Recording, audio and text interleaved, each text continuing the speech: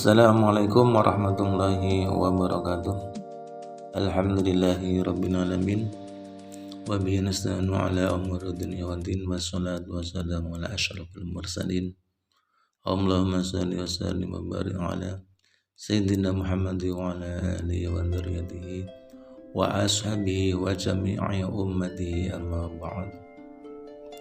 Para kaum muslimin wal muslimat rahimakumullah, para pemirsa semuanya yang kami hormati, pada kesempatan ini Pak, insya Allah kami hendak membagi sebuah cerita tentang beliau, seorang sultanul auliya, raja dari para wali di dunia yang punya skala dunia.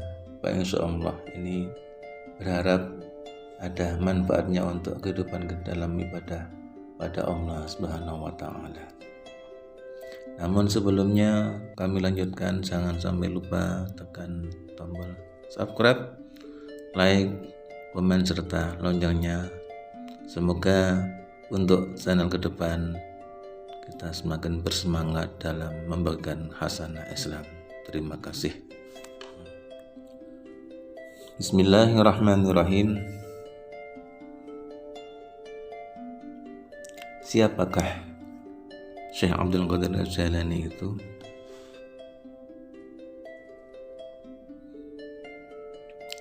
Semenjak kecil kita sering mendengar nama itu, bahkan membesar-besarkannya, menghormatinya, dan selalu mengirimkan dan mendoakan keselamatan serta kesejahteraannya. Setiap mengaji dalam majelis, pimpinan atau pemuka ulama memimpin doa mengajak kita membaca Al-Fatihah yang konon dihadiahkan pada beliau Syekh Abdul Qadir Al-Jailani. Nama Abdul Qadir Al-Jailani sudah bukan asing kedengarannya di telinga umat. Bahkan cerita kehebatannya, terutama keghaiban dan kesaktiannya, sering kita dengar dari para mubaligh atau guru-guru kita, kiai kita rahimakumullah.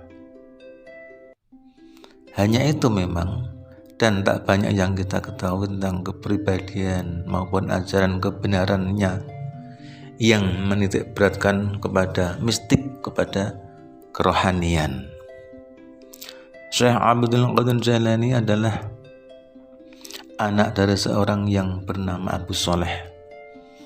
Adapun Abu Sholeh dikenal sebagai seorang yang tekun menjalankan ajaran agama. Menurut nasabnya, ia masih keturunan dari Imam Hasan radhiyallahu anhu, yaitu cucu pertama Nabi Muhammad SAW. Ibu Abdul Qadir Jailani juga seorang wanita dari keturunan keluarga sufi. Maka tak heran jika melahirkan Syekh Abdul Qadir Jailani yang juga seorang sufi yang masyhur itu. Syekh Abdul Qadir Jailani dilahirkan oleh ibunya tepat di bulan Ramadan tahun 470 Hijrah yang bertepatan dengan tahun 1077 Masehi. Kampung kelahirannya bernama Naif Ceylan di negara Irak. Maka nama Jailani sebenarnya diambil dari nama daerah kelahirannya, sehingga dikenal sebagai Abdul Qadir Jailani. Sedangkan nama yang sebenarnya ialah Abu Muhammad Abdul Qadir. Barangkali karena faktor keturunan dan lingkungan ahli ibadah, maka semenjak kecil Syekh Abdul Qadir Jailani ini tekun menjalankan ibadah.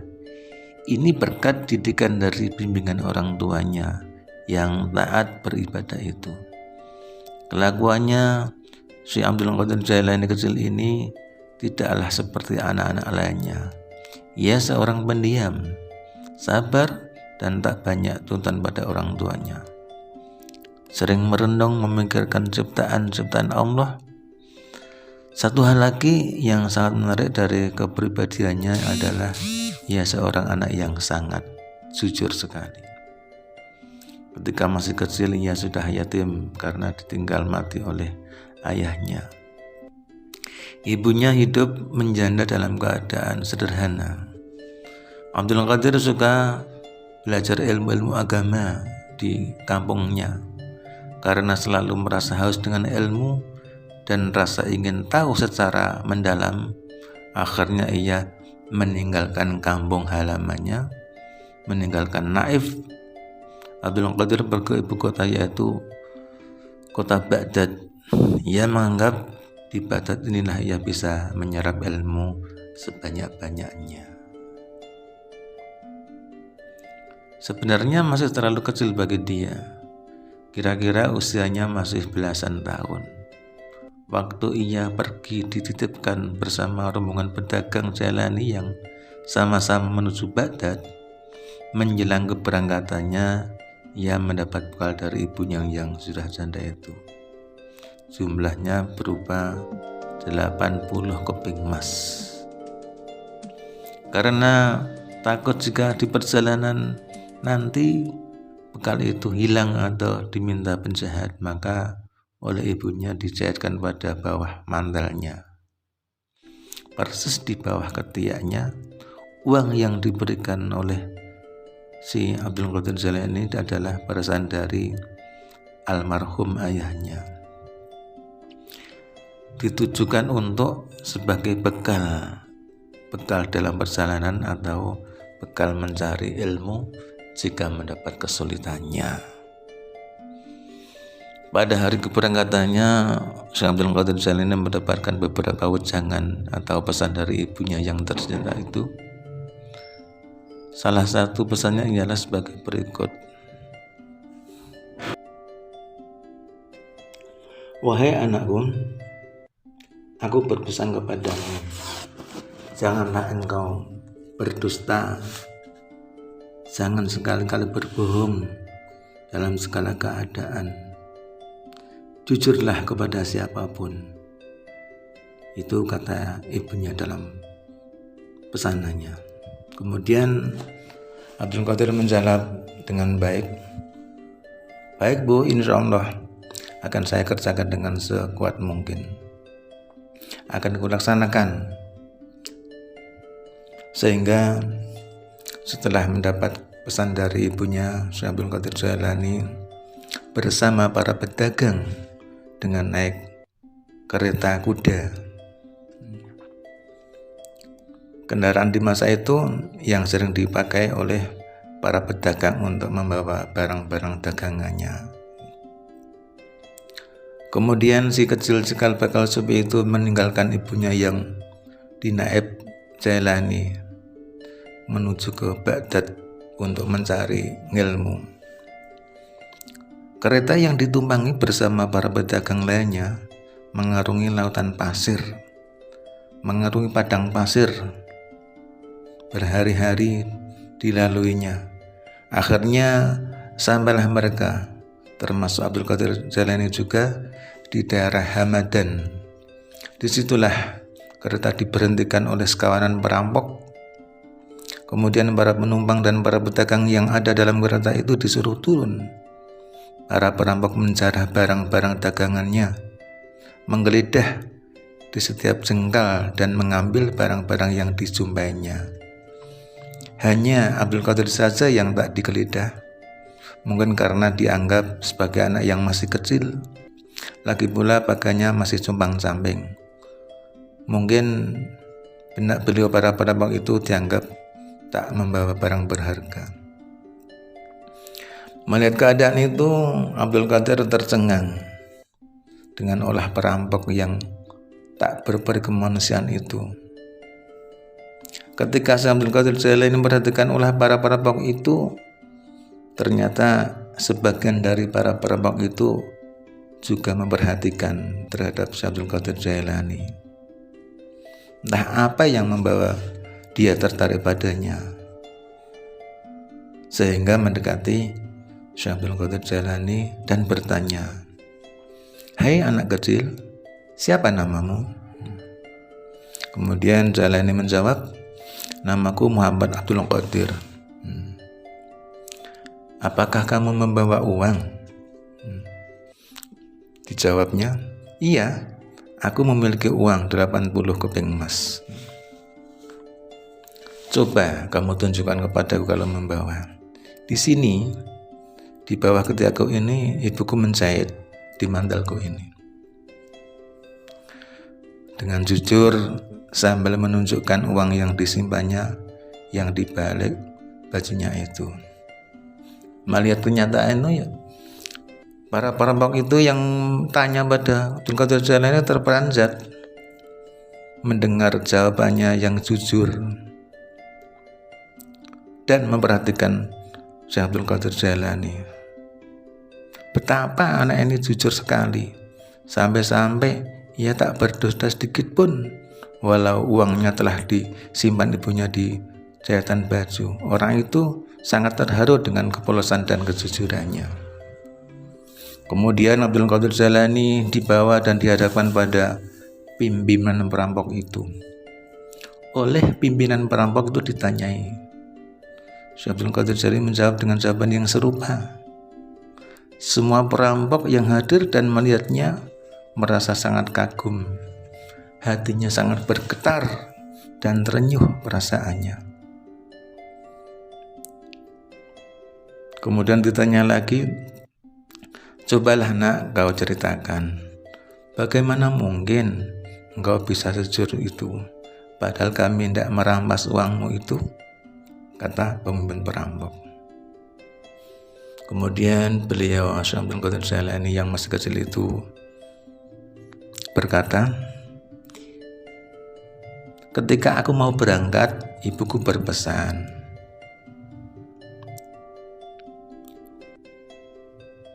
ibuku berkata, uang ini adalah warisan orang tuamu. Dimanapun berada, kamu jangan sekali-kali berbohong pada siapapun. Sebab dengan kejujuran itu, kelak kau akan menjadi orang yang terpilih. Dengan uang peninggalan ayahmu itu, semoga ada manfaat bagimu untuk sebagai bekal di perjalanan dan dalam mencari ilmu itu.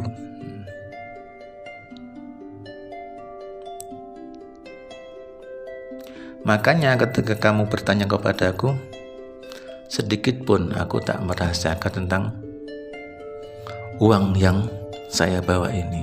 Sebab itu, kalau dibandingkan dengan kejujuran, tiada apa-apanya. Itulah cerita Syekh Abdul Qadir Jailani. Dengan mendengar cerita itu, Abdul Qadir maka pimpinan perampok merasa terharu. Hatinya meleleh. Ia menangis dengan tiada malu-malu berlutut di bawah kaki Abdul Qadir Jailani. Dan anak buahnya akhirnya sadar bahwa kejujuran adalah sesuatu yang sangat tiada dapat dinilai harganya. Betapa sangat mahal. Kemudian mereka insaf, dan konon para perampok itu menjadi murid yang pertama dengan Syekh Abdul Qadir Jailani.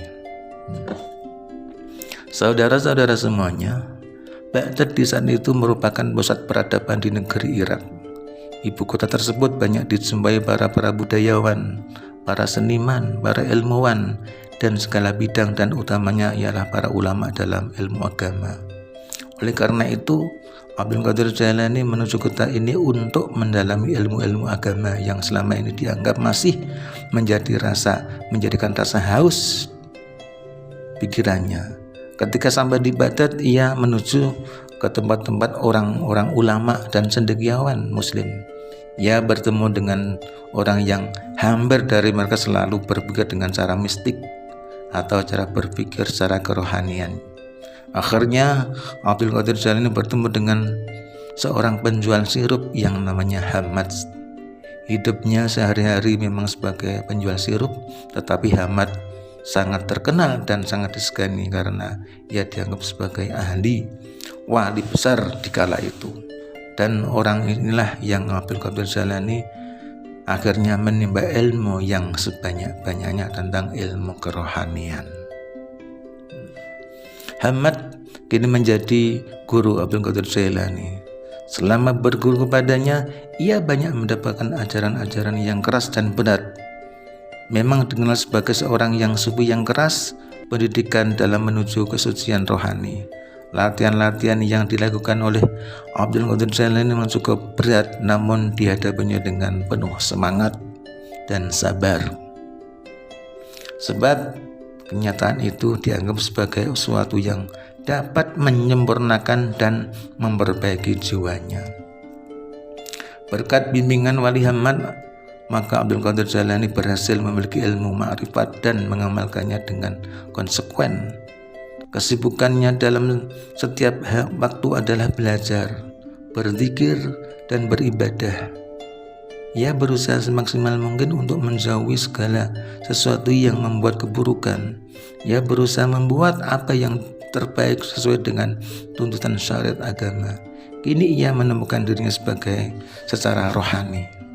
Ia gemar bermusyahadah, yaitu penyaksian langsung terhadap kekuasaan dan keadilan Allah Subhanahu wa Ta'ala melalui rasa dan hatinya. Akal pikirannya yang tajam dan cerdas memudahkan dirinya memecahkan segala persoalan tentang rahasia rohani ciptaan Allah yang dilihat, yang dirasakan dan didengarkannya. Kehidupannya penuh sederhana, bahkan ia gemar sekali berpuasa, sering tidak makan dan tak pernah meminta-minta kepada seorang lain pun. Kegemaran yang dilakukan ia membuat jiwanya semakin bersih dari noda-noda kehidupan, semakin jelas jalan menuju lurus yang dicarinya selama ini. Hampir setiap waktunya dihabiskan untuk sholat, membaca Al-Quran, belajar ilmu, berzikir dan puasa. Karena kesibukan yang demikian itulah mengantarkan dirinya sebagai seorang sufi yang dan menghiraukan kesenangan duniawi, tak mendapatkan harta kekayaan dunia. Abdul Qadir tak mencari harta kecuali sebagai bekal untuk menyambung hidupnya, untuk menguatkan perut dan tulang-tulangnya agar bisa tegak berdiri dalam ibadahnya. Tak pernah ia memikirkan harta yang melimpah ruah sebagaimana kebanyakan yang didambakan oleh orang banyak. Dia dikenal di Badr sebagai seorang ahli ibadah dan sufi yang mumpuni. Kepribadiannya elok dihiasi dengan kesabaran dan baik budi pekertinya. Tak pernah sedikit pun menyakiti orang lain. Dan berkat ketekunannya dalam beribadah serta otaknya yang cemerlang, maka ia cepat sekali dalam menyelesaikan pendidikan dan latihannya. Ia menjadi seorang ahli hukum atau syariat yang terkenal dan besar di masa itu. Ilmu syariat ternyata masih kurang memuaskan jiwanya. Ia pun akhirnya menekuni ilmu rohani, menekuni ilmu kerohanian yang akhirnya ia menjalani latihan menempuh thariqat, kemudian mencapai ma'rifat dan hakikat. Karena kesempurnaan ilmunya dan amalannya, akhirnya ia mendapat julukan sebagai wali ghaus, di mana wali ghaus ini menduduki jenjang rohani dan keistimewaan kedua setelah para nabi. Keistimewaan ini ialah Abdul Qadir Jailani seringkali dikabulkan Allah doanya bagi umat manusia. Konon ia menghabiskan malam-malamannya untuk beribadah saja dan membaca Al-Quran, bahkan 30 juz selesai selama satu malam. Ini dilakukan ketika ia masuki masa-masa mencari kesucian rohani. Ia ingin dan merasa haus untuk bisa lebih dekat pada Allah. Maka tak heran untuk mendapatkan keinginan yang demikian itu suka menyendiri dan memisahkan diri dalam berhubungan dengan manusia. Tujuannya tak lain adalah ingin memusatkan jiwa dan raganya dalam mencapai keistimewaan yang jiwanya. Dikala menjalani kegiatan dan kesibukan yang demikian itu, ia seringkali berjalan-jalan mengarungi padang pasir yang sepi di malam hari, dan siang pun ia juga berpuasa. Ia berjalan tanpa membawa bekal apapun. Ia serahkan jiwa dan raganya sepenuh hati kepada Allah Subhanahu wa Ta'ala. Semakin hari semakin haus akan keinginan untuk mensucikan jiwanya, sehingga ia harus meninggalkan Baghdad untuk beruzlah. Selama 12 hari ia berjalan tanpa bekal, hanya berbekal berserah diri pada Allah, hingga akhirnya ia sampai di daerah Sutar. 12 tahun lamanya Abdul Qadir Jailani tinggal di Sutar. Di sini dianggap tepat sebagai tempat pengasingan diri untuk memisahkan kehidupannya dalam masalah keduniaan. Dalam pengasingannya, ia mendapatkannya ketenangan jiwa, mencapai apa yang diinginkan.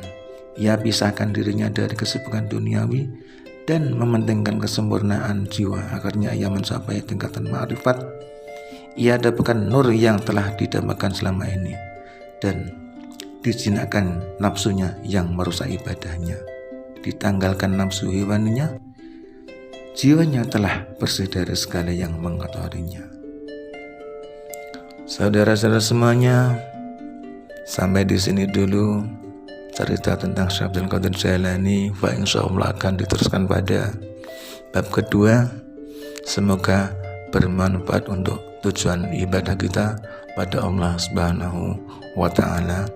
Sekian, terima kasih. Wassalamualaikum warahmatullahi wabarakatuh.